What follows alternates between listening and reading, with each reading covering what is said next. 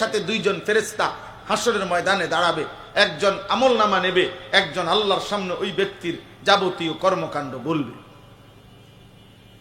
ওয়ায়াউমা তাশাক্কাকুস সামাউ বিল গামাম ওয়া নুজ্জিলাল মালাইকাতু তানজিলা।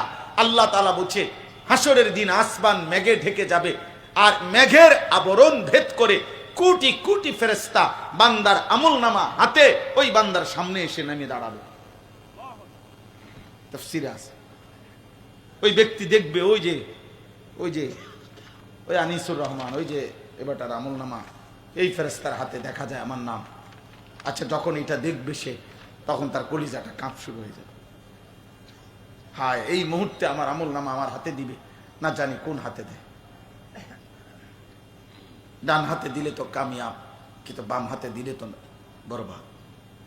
ওয়া আম্মা মান উতিয়া কিতাবাহু বিশিমালি, আমি দেখাই ওয়া আম্মা মান উতিয়া কিতাবাহু বিশিমালি।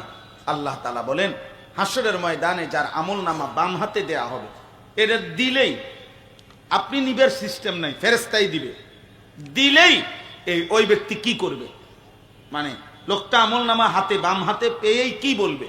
আল্লাহ তাআলা বলেন সে বলবে ফায়াকুলু ইয়া লাইতানি লাম উতা কিতাবিয়া।